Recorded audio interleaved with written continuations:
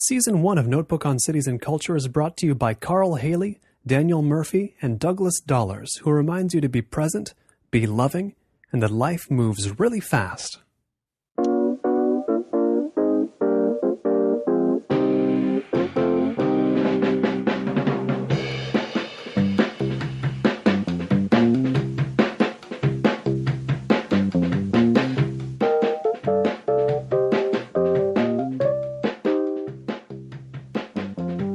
When people talk about you, they'll often say, he's been doing Bookworm for 32 years, this book show. 32. I transposed the numbers. 32 years sooner or later. We'll record on that occasion as well. But he's been doing this book show for 23 years, and he's been doing it in, of all places, Los Angeles. What do they mean by that last bit, where, of all places, Los Angeles, he does this show? I've always kind of taken offense at comments like that, and you don't find Angelenos saying it. It's really comes from a long tradition. I would say it's like this.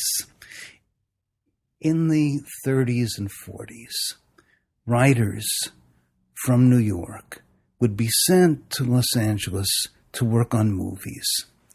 They wouldn't like it out here. It was too hot. It was the wrong kind of people, what have you.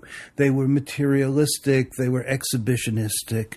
And so they would write letters home, or when they got back home, they'd write as if they had been the British in India or something, that you have to wear a solar topi, that you have to, deal with very savage people. I mean, they're shockingly racist ideas. And the idea is that this coast of America is not American in the sense of participating in America's arts. And it's so old and so untrue. Things like Pacific Standard Time, that exhibition of Los Angeles contribution to the art scene globally. There are all sorts of indications. And what's more, finally, it's no longer necessary for someone who lives in New York to actually travel here to be in contact with movie and television people because of the web. The idea of being given a bungalow, people would give a whole set of teeth to be given a bungalow to come out here now. It just isn't available. And you don't hear these comments as widely. There are as many writers in Los Angeles and readers in Los Angeles and painters in Los Angeles. We probably have more stand-up comics than anywhere except New York. There are probably more people in the fashion industry in New York than Los Angeles. But I'd say in terms of the other arts and crafts and pop cultures and cultures, we're even. We have, it turns out, more museums of various sorts than any place in the world. And they would say about that as well, Los Angeles of all places. It's Notebook on Cities and Culture. I'm Colin Marshall, sitting down in West Hollywood with Michael Silverblatt, whom you may remember, listeners, if you listened to The Marketplace of Ideas, this show's predecessor. About 3 years ago, I had him on. He was at KCRW, the station where he does his show, Bookworm, and has done for 23, not 32 years. Not yet. But we were hooked up. I was in the studio in Santa Barbara at KCSB. We were talking not face-to-face, but now we are, because I've come down here to do this show.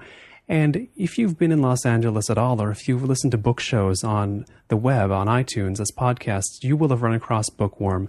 You will have heard him interview authors like Steve Erickson, like a Norman Mailer, David Foster Wallace, Joan Didion, more recently names like Edward St. Aubyn. Or tell me some highlights in your mind, Michael, from the very recent Bookworm period, just to give people a flavor if they've never heard the show. Well, you mentioned Edward St. Aubyn, and on the one hand, this is a British writer who comes from the British aristocracy. But the events in his life come from more American novels like Running with Scissors, addiction, incest, sexual abuse of every stripe and mortar. And I think the British have always looked at it as somewhat titillating that their upper class should be having these problems like everyone else. But in America, I thought it would be interesting to talk about the fact that this literature is not British literature. It's what's become of American literature. Now, he's written 5 books with the same character. The same character, it's the same family. And it gets more and more interesting to see how the depth of psychological problems becomes a style of literature, and to see how that style is handled in the traditional British novel. These great soliloquies and monologues, extraordinary Dickensian side characters who turn up, criminals who are meant, like Bill Sikes and Oliver Twist, to chill your blood and make you faint, occur in Edward St. Aubyn's book, series of books, and it really is interesting to watch a literature change with the changes in society. Now, listeners, you might not have heard of Edward St. Aubyn, and I hadn't either before I read James Wood's review of his latest novel in The New Yorker, followed closely by Michael's interview with him. It's kind of a 1-2 punch of Aubyn for me, and now I'm raring to read these books. It's a certain time commitment, I understand, but I look forward to it. When you're talking to an author on Bookworm that, in all likelihood, someone just tuning in their car hasn't heard of, do you think of the job as introducing this author to Angelenos, or because Bookworm is heard over the country and over the world by podcasts, is it just you're introducing him to anybody? You want to have a conversation that anybody can get into, even if they don't want to read the books.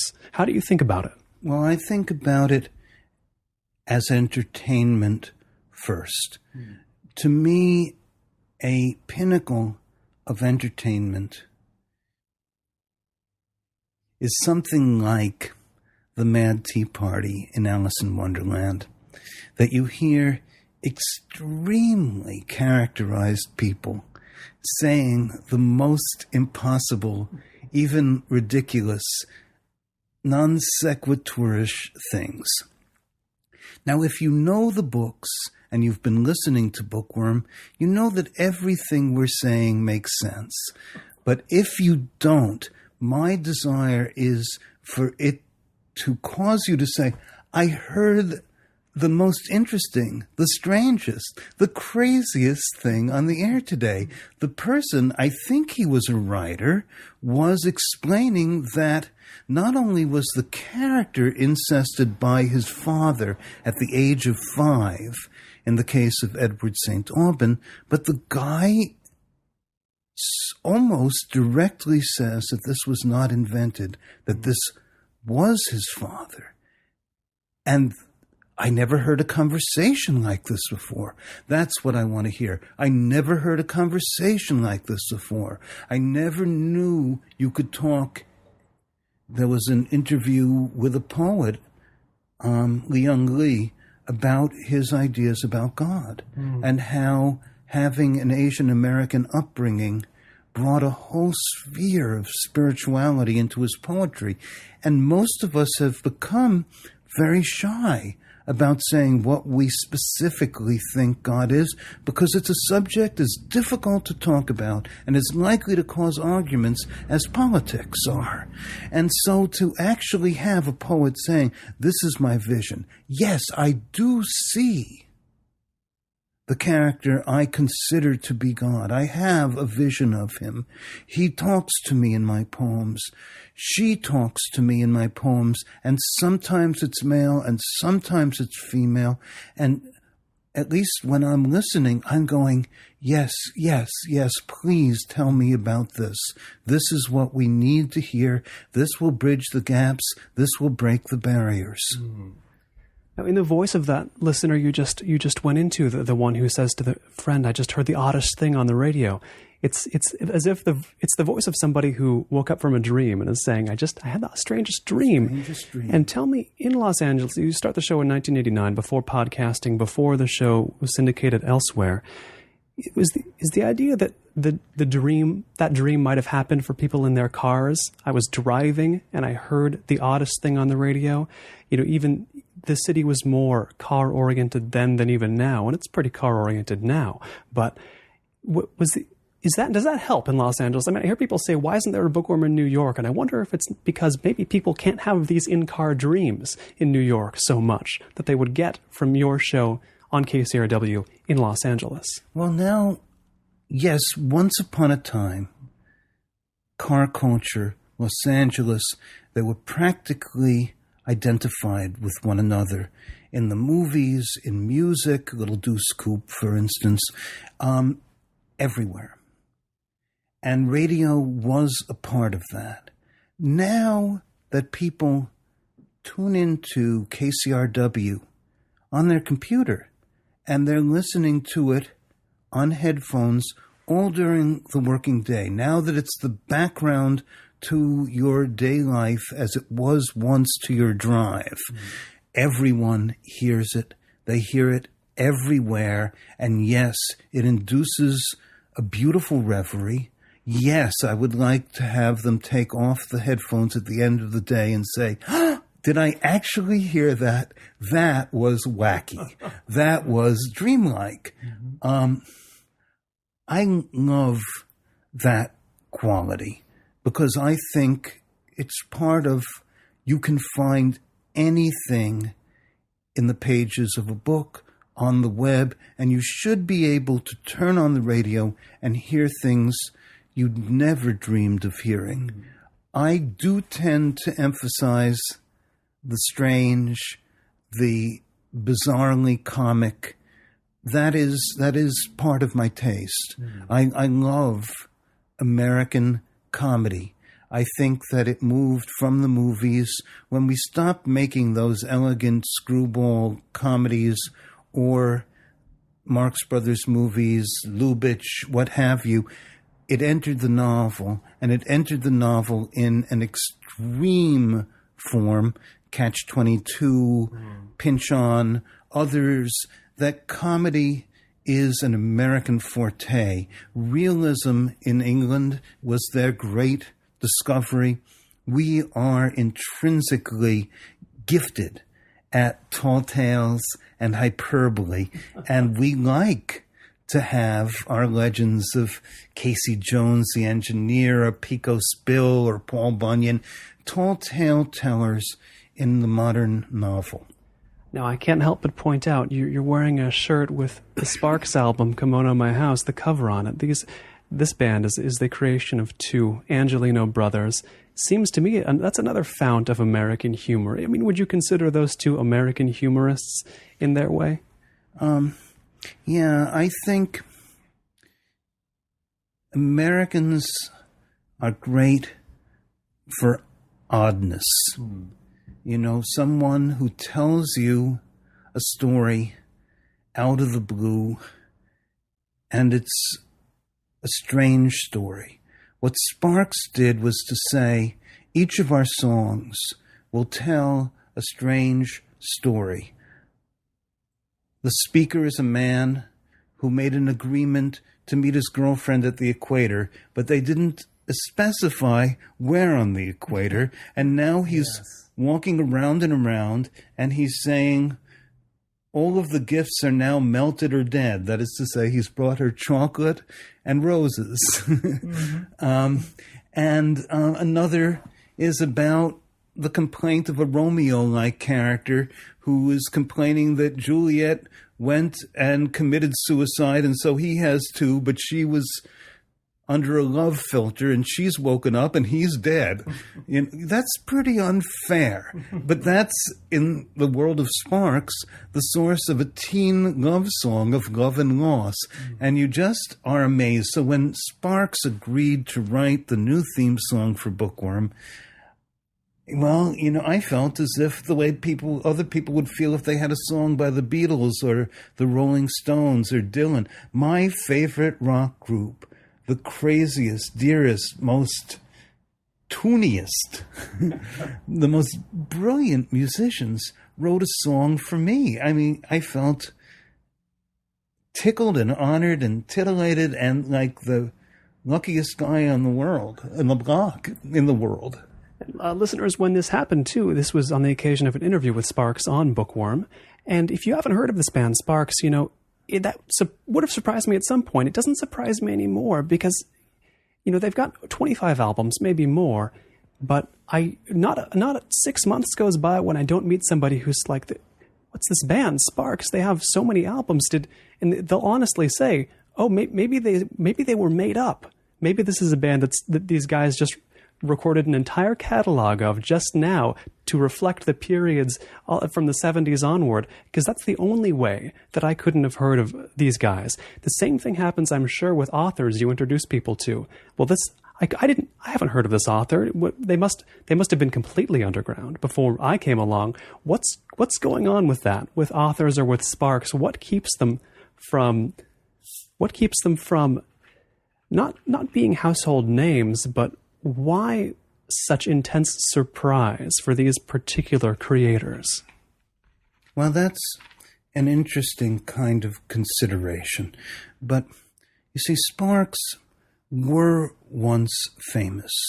They had gone to England, and John Lennon, I think, is said to have said to a pal, "Hey, Mom, Hitler's on the telly." One of them, Ron Mayle, has a short bristlebrush, Hitler-like mustache and looks quite stern. The other, Russell, is a glamour boy, and he's always trying to hector or in some other way discombobulate this straight keyboard player, very erect and prim, keeping absolute focus on his keyboards, which he's playing as if it were a harpsichord. The stage picture was always bizarre. The British loved them. The Germans loved them. The Japanese loved them. They were big hits wherever they went. It was too wild for America. But if you liked what was called glam rock or art rock, you never forgot them, and you followed them through many different incarnations. The two brothers, Ron and Russell Mayle, don't like the references to glam rock and art rock because they've gone so far beyond and have done so many different kinds of music, synthesizer stuff, amazing stuff. They've even written an opera. I mean, it's an astonishing thing called The Seduction of Ingmar Bergman, which they want to see directed by Guy Madden, the Canadian director. Now, who wouldn't want to see him directed, is my question. That's my point, you see. Who knows Guy Madden unless you're tracking the outre, the extremely beautiful, but coming from left field odd. That's Sparks too. That's most literature when it first arrives in America. Whereas the British once had the tradition of the eccentric, we have moved into our own tradition of wacky eccentricity. And almost anyone in art, music, literary scenes knows all this stuff. It's only obscure to the mainstream, it seems to me. And as soon as someone, that's what America is, a place where you say, listen, Do you want to know the secret great thing that's happening now? Listen to magnetic fields. Listen to this. Try that. Here's a new sensation. And you don't want it to get too big. You nurture it as your favorite secret because publicity makes things immediately enormous and they start to lose their edge. We want to keep the edge. That's very important. We want the fresh and exciting, the delicious, the unbelievably witty. I mean, the Sparks lyrics were so funny. I mean, there's one lyric. What is it? Well, I can't think of the one I'm trying for right now. So I'll mention their beautiful love song called Sherlock Holmes. And the lyrics include dogs bark and he knows their breed, knows their masters too. Oh, baby, hold me tight. Let's pretend I'm Sherlock Holmes. And you think, wow, how did we get from Sherlock Holmes to a love song? It's just so daffy and, surprising, delicious, like a poem out of control. And when I talked to Ron Mayle, I discovered, sure, in his private life, he likes to read John Ashbery. He likes to see European art movies. He likes the things that we've all had as the badges of a knowing artistic life.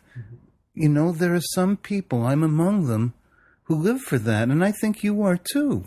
Well, I too listen to Sparks, and I also listen to bands that started when Sparks did in New York. Talking Heads, for example, to name a very well-known example.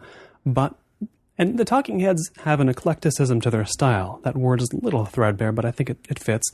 Sparks has an entirely different, I would say, kind of eclecticism, and I think I find it hard to imagine, I don't know why, that eclecticism coming out of any city but Los Angeles. And when I think of interesting. I think of Bookworm the same way, with your eclecticism, but... Well, let's remember that the banner show, the morning show on KCRW is Morning Becomes Eclectic. Oh, I forgot. Yes, of course. It's in the name. And it was always the feeling that if you listened to KCRW, you'd be hearing about the things that you needed to hear before you heard them anywhere else. The nighttime became the underground music. Elvis,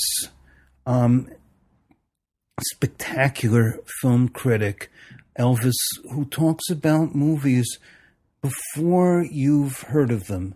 This special cinematographer, that set of 3D effects that you didn't anticipate. This is Elvis Mitchell on The Treatment, by the way, listeners. The fabulous Elvis Mitchell, who, we had on the show before he became a critic at the New York Times. And he was too cool for the New York Times. We're lucky to have him still. It's an amazing thing. I think that KCRW, when it took on Bookworm, was just announcing yet again its commitment to the special, to the audience who wants to be in the know. We come to love this audience. We do things for them. I'm always looking for books for the book club that are going to introduce them to a new writer. I just sent out a whole slew of short story collections by Krys Lee, a woman who wrote Drifting Houses. She's Korean-American, but it's very interesting. Like many writers, it's a whole movement to return to your origins. She was born in Korea, moved to California, was educated in Los Angeles and in England, and now for the last 10 years, she's been writing in Korea. And these stories are about the cross-pollination and the need to bring America to Korea and to rescue Korea from America. And the stories are shocking and thrilling. You wouldn't expect it. The first story in the book, called, I think, An Unordinary Marriage, opens up to a realm of sadomasochism that is discovered in a web marriage, something that's happened, and we watch America open the characters until they feel it's safe to reveal their secrets. And you think, oh, wow, I didn't expect these secrets. We've been saying about ethnic writing that it's exotic, but we don't tend to say that it's erotic, that it's compulsive, that there are dark revelations, that this is not your, oh, I worked in a restaurant when I came to America novel. This is the dark night and the opening of the heart and the soul. You know, when I find a book like that, I want to share it with people. That was Drifting Houses by Krys Lee, a book of short stories. When you're trying to get Sparks across to an audience, or Krys Lee across to your audience, this is just what I've started thinking, but tell me what you think of it. Not only is it not enough to say it's good, not enough to say it's great, it even harms the cause to say good or great. In some sense, you've got to say something tangible and almost not value charged. Do you know? Does that make any sense, or do I need to go into more detail? Because I'm wrestling with it myself, but it seems like this is good, or I love this, or you'll love this will never be enough. It seems to me that that's right.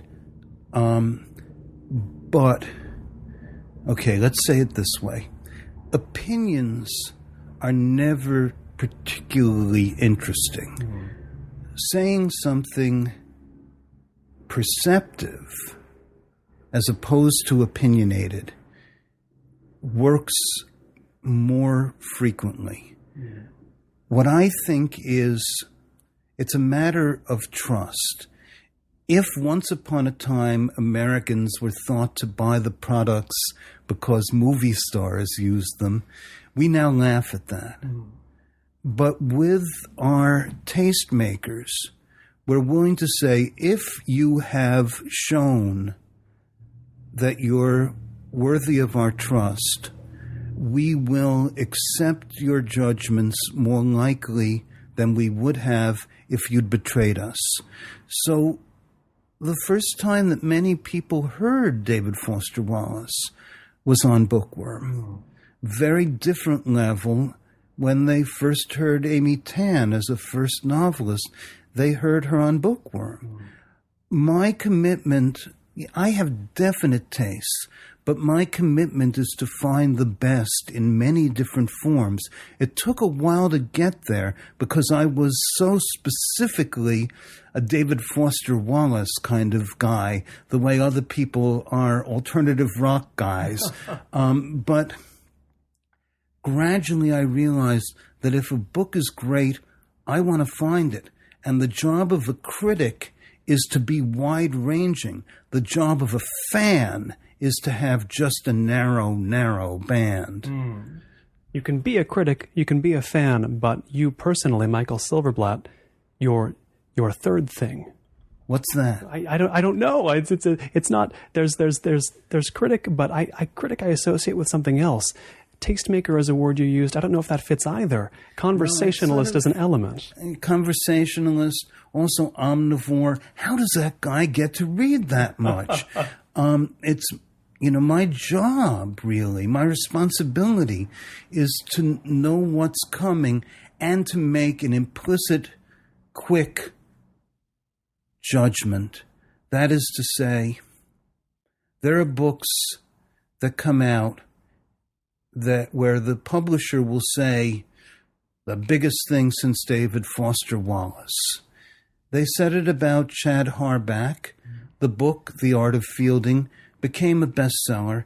It wasn't on Bookworm. We had plenty of opportunities. I did not think it was a good book. No. I thought it was a pretend, a synthesized, a make-believe version of hip literature. And I'm not interested in the hip if it's not also profound. And, surprising, beautiful. This seemed to be patented hip taste. There was a little homosexuality, American college, kids love that. Interracial romance, let's throw that into... Sounding a few decades behind at this point. It just seemed like it was made by a recipe, and that the laughs were sort of patented not to frighten or surprise too much. This was the acceptable. I want to give people things that they will respond to that require real responsiveness. Even if you say, that's not my kind of thing, that really isn't my kind of thing, it makes my teeth ache. I would sooner that than have the prepackaged make-believe masterpiece. In talking about Sparks and Krys Lee and so on, we've used the terms eclecticism and the terms cultural cross-pollination, terms like that. And I feel as if I came to Los Angeles to drink from the pool of eclecticism and cultural cross-pollination that happens here. And you mentioned before, at the top of the show, the old narratives of New York writers coming to Los Angeles, seeing it as a place of 1,000 indignities. We should mention, you came here from Queens, right? You lived in Queens before Los Angeles.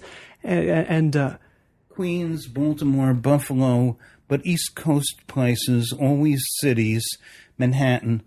Manhattan is, I guess, a place that I am drawn to.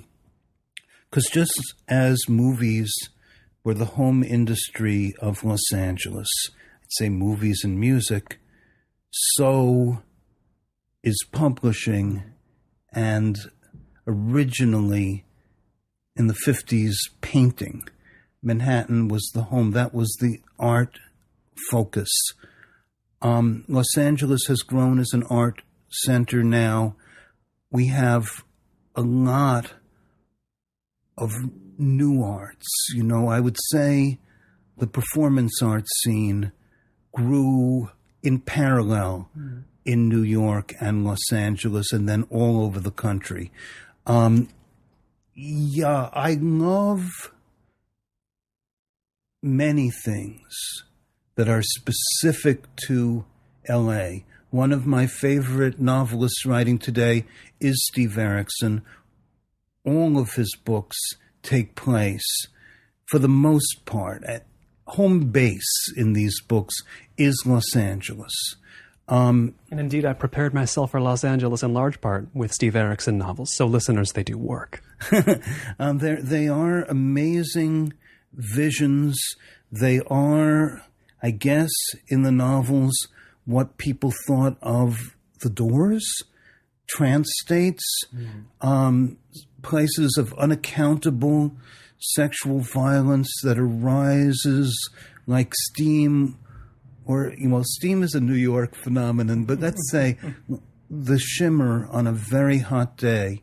I love the Beach Boys, and I couldn't wait till the original tapes of Smile came out because it seemed to partake both in the originality of Brian Wilson and in a time of insanity and in the peculiar genius of Van Dyke Parks, another person, although he came from the East, who seems to me to be characteristic of Los Angeles in the beautiful, knowledgeable, musical oddness that he's been able to perpetuate. Many secret and secretive people live here. They may emerge only 10 years with a period of 10 years between major statements, but they're there working away. This way that this city has of giving people options. And they used to say that this is the city where you can die of encouragement. But what it really is a city where you can keep yourself alive and give yourself the time to make your major statement. New York writers are now being told that they have to write a book every year, year and a half, 2 years. That's too much. I mean... The reader's problem is not that we have too few books to choose from as well. I should put that in there. Yeah, absolutely.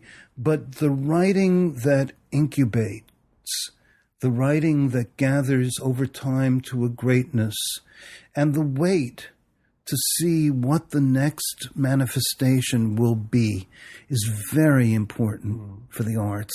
It cannot conform. They cannot conform to anyone's commercial schedule. When you're waiting for a Terence Malick movie, you know you're waiting for something special, right? Oh, well, you've just touched my heart. And I've touched, I think, part of the reason you came out here in the first place. Am I wrong? It's practically the only reason I came here.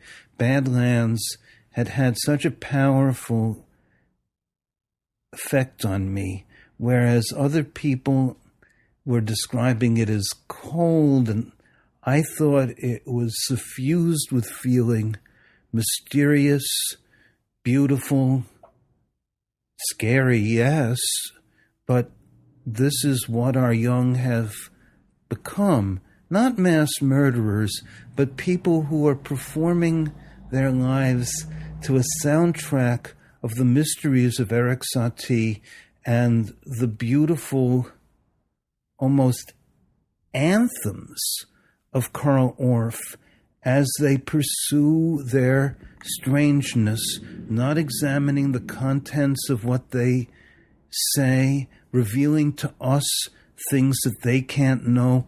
What a beautiful first movie it was, and it really changed my life. And I've lived, for the rare Malick sighting. I met him on the day that Days of Heaven opened in its New York theater on 3rd Avenue, and we actually had a conversation.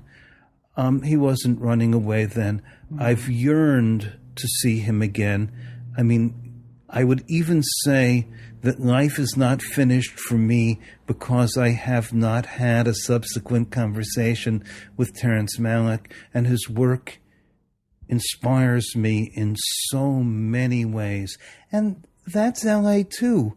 I meet someone at a dinner party and they say, "Oh my God, I couldn't sit still. I just couldn't take Malick's most recent," what was the title? That was The Tree of Life. The Tree of Life.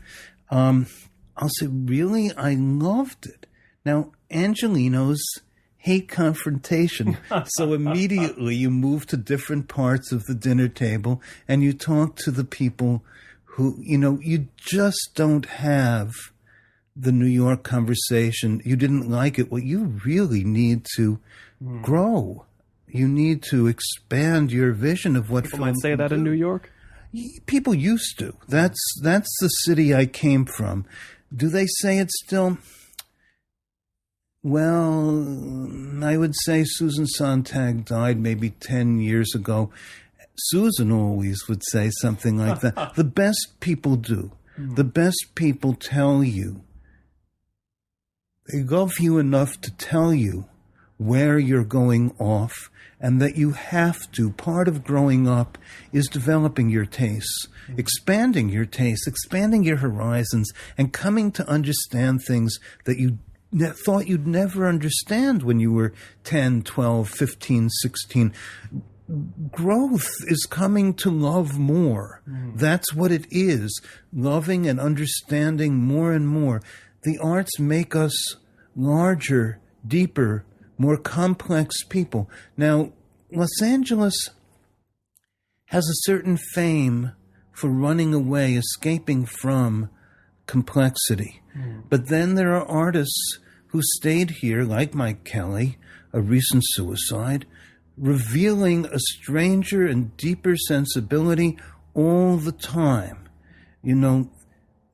Why did he kill himself? Why did David Foster Wallace kill himself? These are among the most interesting people that we had. David was living here too. I wouldn't say that Los Angeles killed Mike or David. That is not my impression. I think the growing fear of the new and the strange, and how we've arrived at a culture that fears such important things, well, it would take a whole separate show to even begin to narrow in on the problems, the questions of why Americans have come to fear strangeness. It seems like an urgent question to me to address, though, that when you're at a Los Angeles dinner party and when you have somebody saying, I hated the tree of life, and you say, I love the tree of life, you have the word hate against the word love. What you don't necessarily want to just split apart because there's work to be done there. And you can't just bash the word hate against the word love. Nobody will accomplish anything. You'll just waste, precious time on Earth. What do you do with the conversation then to make it not about hate versus love, just butting heads? What happens? What can happen? What should happen then? Well, I'll tell you. When I was about to go to Los Angeles, Donald Barthelme said to me, you don't want to go there. They will make your eyes expand to the size of dinner plates with their vulgarity, of soup tureens. And that hasn't been true. It is true that people who grow up here didn't get the Eastern education, and I don't mean colleges. I mean that in New York, my 4th and 6th grade teacher was an eccentric. She would have said a beatnik. She lived in Greenwich Village. She showed us the paintings of Henri Rousseau. When we did a school play, it was a commedia dell'arte. Teachers like this with the blessing of the New York City public school system, they made our parents shake in their boots. My parents were very afraid of all these strange words. She taught us mythology. She taught us binary math. In addition to the usual stuff, she would say, I'm teaching you this in order to repent for having to teach you long division. And she was a miracle, a masterpiece of a teacher. Her name was Mrs. Joan Todd, and I loved her. She set me on the path of exploring the unusual wherever it could be found. When she came out here and we visited, we went to the architecture of Los Angeles, the Frank Lloyd Wright houses. She had a list of things she wanted to see, and I'd say that she taught us curiosity.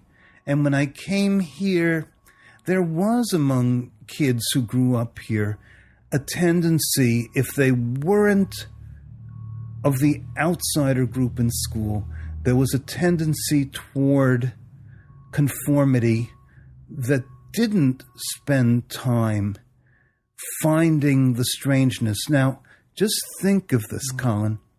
Los Angeles is probably the only city in the world that could have something as amazing as the movies and not have a museum dedicated to it, even though we have tourists who would flock to this museum. We don't have it. There are different actors and actresses who've been gathering costumes, who've kept famous props. We have a library that's full of scripts and reporting about the movies, but we don't have the great museum. Cooperstown has the baseball museum. Everywhere you go in America, the Museum of the City of New York or the Museum of Broadcasting, which began in New York City. We have one here. These are things, but somehow Los Angeles doesn't insist upon its genius. We don't preserve it. Many people live here only until they strike the big load with a movie, and then they move because they don't necessarily want to raise their children here.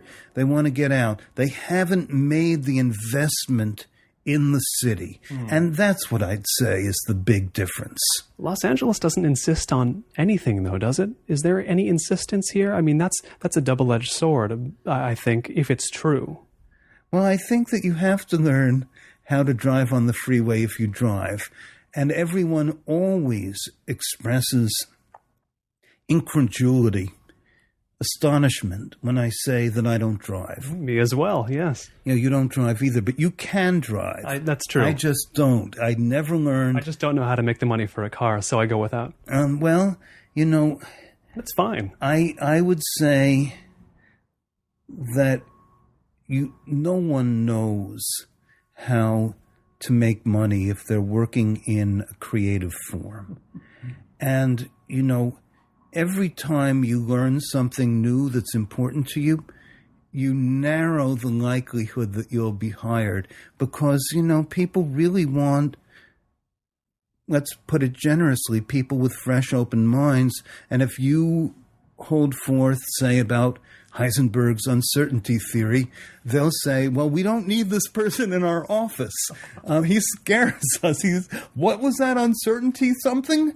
So that, education narrows your focus, and that in turn narrows the likelihood. And for people like us, it takes the time it takes until we land where we belong. And I speak all over the country, I'm always talking to parents and grandparents who say, what do I do? My son, my daughter, my nephew, my niece, my grandchild wants to be a writer. And I say, give them time and space. Give them the time to develop. It will take them longer. That's as it should be.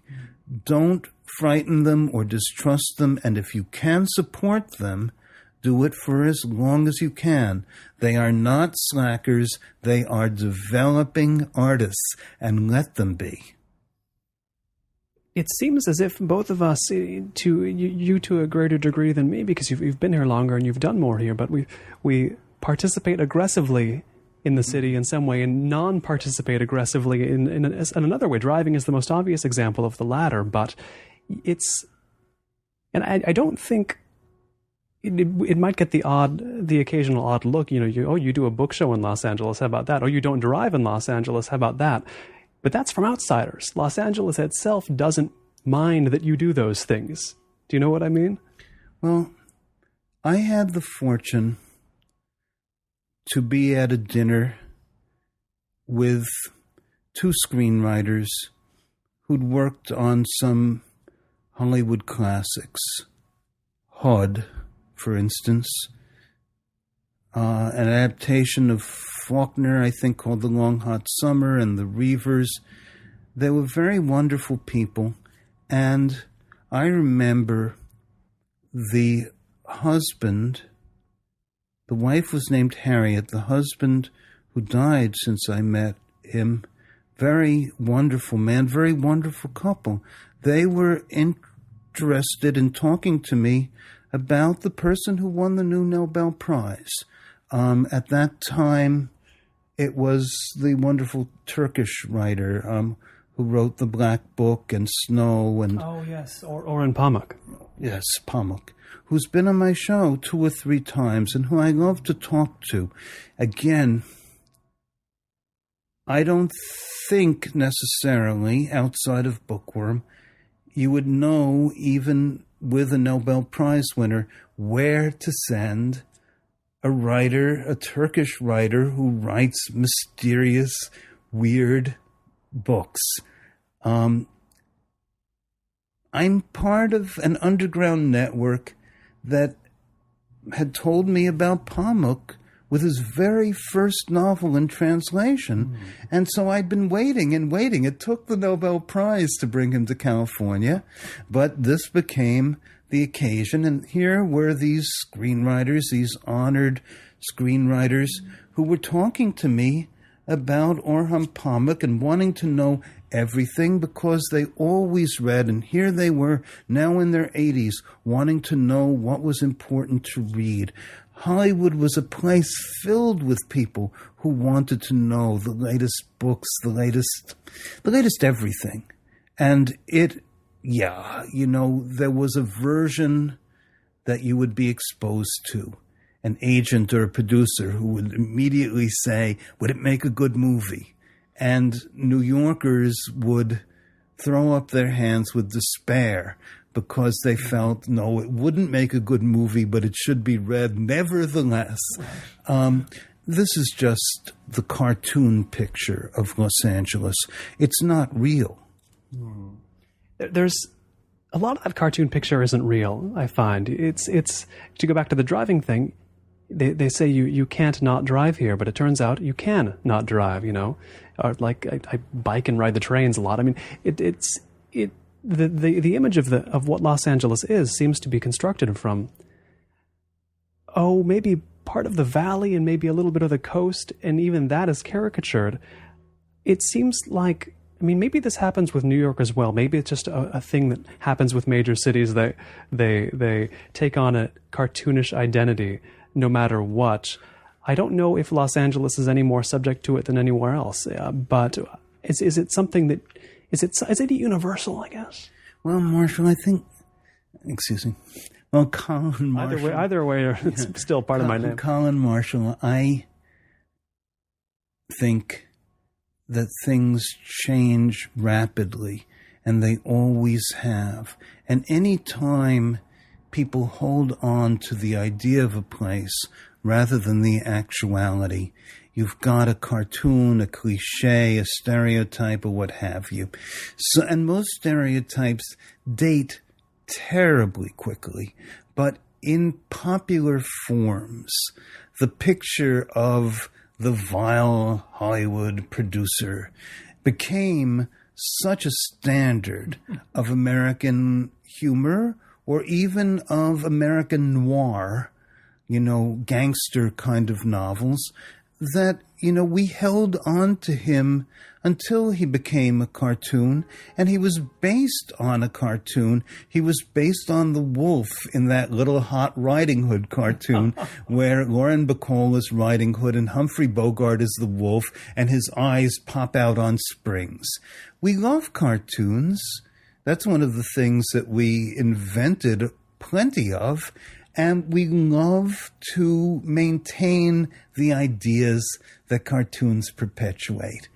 Why? Who knows? I mean, who knows why we love these things so much?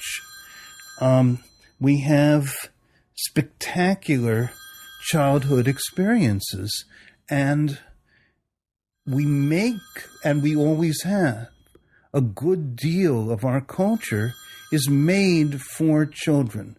Those Warner Brothers cartoons, the Oz books before them, you know, making things that will fascinate kids for the rest of their lives has been a specialty of America.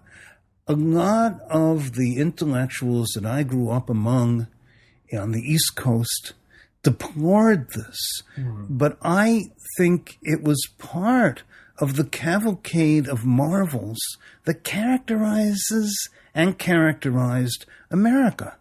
Cavalcade of marvels. Now that's this continues to characterize America in some sense, or is this an image of the past? There was a cavalcade of marvels, and it's ground to a halt. Personally, I would say is and was. The marvels continue. We're living in very dark times, but my dear friend and a writer who I love, Rudolf Wurlitzer, just wrote a seditious opera with Philip Glass about Walt Disney. Now, I won't pretend to say that this is a attractive portrait of Disney. We've grown up with Disney long enough to need to say there were problems in that sensibility, and it is necessary that they be exposed. It doesn't mean that the marvelous is not side by side, that, you know, we regret and embrace. I hate and I love, says the beginning of a Catullus ode, Odi et Amo. And, you know, this love and hate is what it is to be passionate. And there are things that we push away from us as we get older, and new things that we pull toward us and say, oh, this suits me now. this suits me just fine, whereas once I ran from it. That, I think, is the cycle of life. It's keeping yourself fresh and healthy and mentally alert. It reminds me of something I've heard you discuss elsewhere, which is the element of confusion in things you read and things you hear and things you learn in childhood and on through adulthood, but the importance of being able to embrace confusion, not quite understanding in childhood, and the importance of keeping on doing that, which I would imagine in your view, too many people let slide. They get too used to understanding everything perfectly. And it reminds me a little bit of the way I talk about Los Angeles to visitors. Don't try to understand the place. It's at 500 square miles. It all developed at the same time. It's separate. It is not graspable, but that doesn't mean it's not experienceable. And you could say that about a lot of books, right? You could say that about albums and movies. You're not going to grasp the whole, but that doesn't mean you're not going to be able to live this and have it change you, right? Well, it seems to me that before there was even an internet that we had access to, the complaint going on that I heard so frequently, could there be a great novel now that it was impossible to grasp the whole? People would say that Tolstoy in War and Peace knew all of Russian and European society, and he could make a novel out of it. And I think it's quite true that we have had in the last 40, 50 years to learn how to live without grasping the whole. But at the same time, our children, grandchildren, the children of friends have never known the life that required grasping the whole. They're growing up very differently, and they seem, I know an infant who can handle the iPad and get exactly what he wants to see next, with a rapidity that astonishes and, let me say, thrills me. So this idea of grasping the whole of a culture will become an old-fashioned notion, something that no one expects. And so when someone comes along who makes the attempt and even partially succeeds, it will be a cause for wonder. That will be the next in the cavalcade of marvels, the person who is able to comprehend something that involves the whole spectrum, even if it's just the whole spectrum of the television phenomenon, or the whole spectrum of the intersection of the commercial instinct and the instinct to make images. There will be work that approaches a new idea of the whole, and let's just say maybe that the old idea has become obliterated in our time, and that the sooner we learn to move past it, the sooner we will feel like comfortable citizens of the new century. A century, let's remember, only in its 12th year, you know. We know that we've got to somehow, just as we have to learn how to live in a polluted environment. It's not just turning it around, taking it back, owning it. We must acknowledge that certain things have happened, and we've got to learn how to live in it all over again. The atmosphere, you know, children will be solving these problems. We may die before the solution is found, but the identification of the problem And the finding of the solution is an ongoing procedure, inviting old and young. Yes, as older people look at the young as being indifferent, yes, these indifferent young people haven't grown into that moment where the solution becomes tantamount to living itself. And that is observing life. That is what it is to observe life, to see people going from the indifferent to the newly stimulated and activated. Having the future or these elements of the future in the hands of an infant who can operate an iPad with dexterity and ease, it's not entirely dispiriting, is it? No, not to me. No, not at all. I mean, I've never felt that. The ages of recognition are changing. So people learn things at different rates, and the technological is preceding, in many cases, the moral or the spiritual. It's just a change. The spiritual has not disappeared from the world. In fact, it's needed more than ever.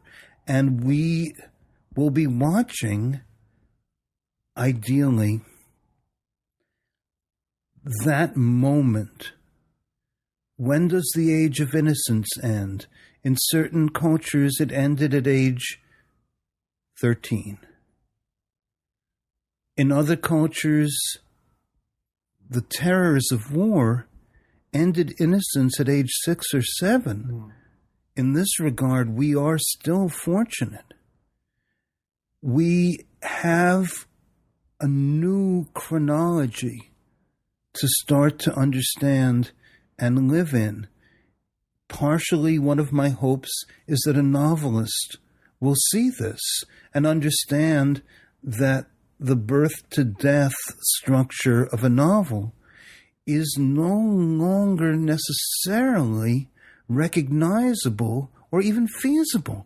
We've got to see where we are, what's around us, who we are now, and not be too nostalgic. I, of course, feel a nostalgia for the days of the book. But I also simultaneously, I hate and I love. I know that nostalgia is so much foolishness.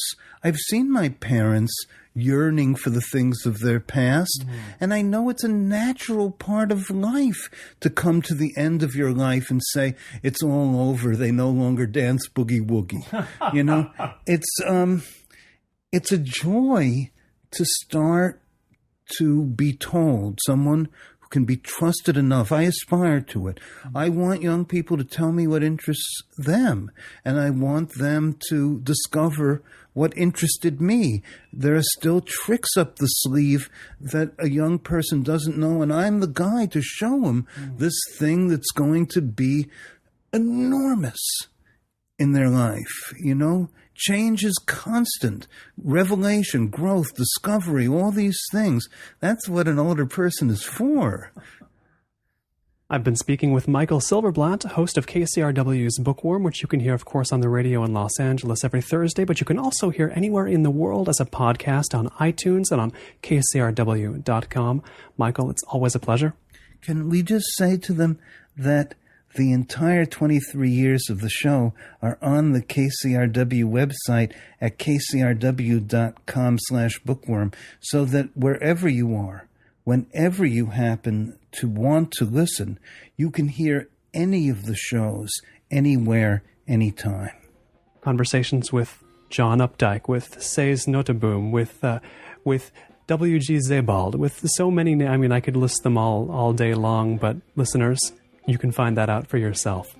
This has been Notebook on Cities and Culture. You can keep up with all of the cultural creators, internationalists, and observers of the urban scene on the show at colinmarshall.org. Thanks. And special thanks to the people backing this season, including Aidan Nullman, Andy Cooney, Ben Bartley, Brian J. Dell, Doubt Us Artwork, Greg Bigelow, Greg Linster, Henry Coronan, Humberto Grant, James Faber, Jonathan McCalmont, Mark Larson, Matt Warren, Mia Muratori, Nicholas Croft, Paul Doyle, Ray McGuire, Rob Motz, Robert Foley, Roberto Medri, Samuel Hansen, Sean Dudley, Small Demons, Stephen Ingles, Steve Himmer, TSD, and Wayne Wright.